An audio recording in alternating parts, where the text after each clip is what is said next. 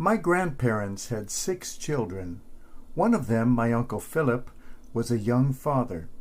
It was Memorial Day many years ago, and he was out in the Veterans Cemetery placing flags on the graves with the Boy Scouts. A storm arose, as it does back there, and in a freak accident, Uncle Phil was struck by lightning. He lay unconscious in the intensive care unit of the hospital, badly burned, and was not expected to live. I was over at my grandparents' house, sitting with them and waiting for news from the hospital.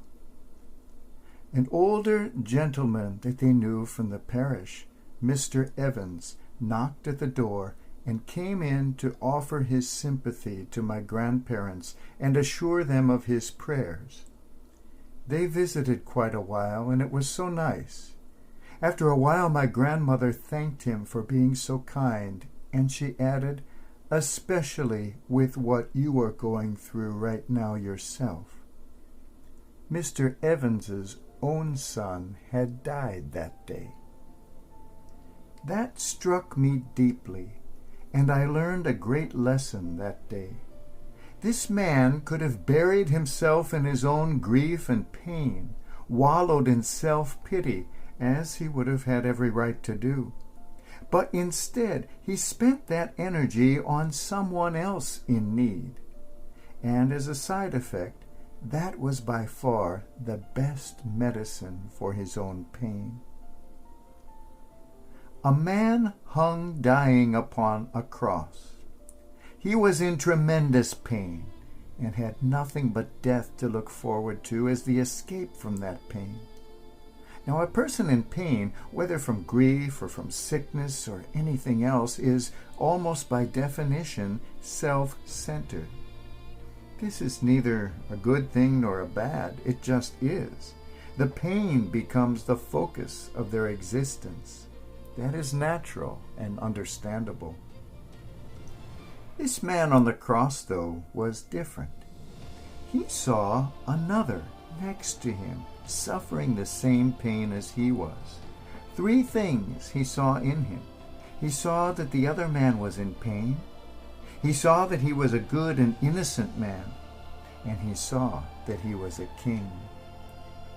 Perhaps no one else at that time saw this full picture as clearly as this good thief did. He had, as it were, a front row seat.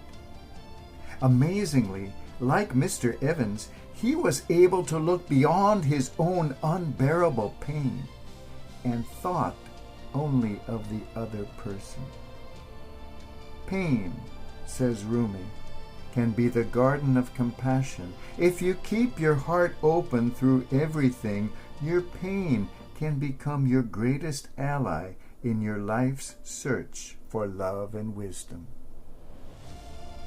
When, like Mr. Evans, like the good thief on the cross, we raise our eyes to see beyond our own pain, our own problems, our own fears, when we stop wallowing in our own misery and instead begin to notice the suffering, the needs of the person next to us, it is amazing how our own troubles suddenly become so much more bearable.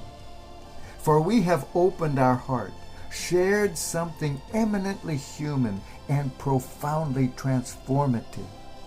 It is then and only then that our ears open to hear those words, "As you have been with me in my pain, so you shall be with me in paradise."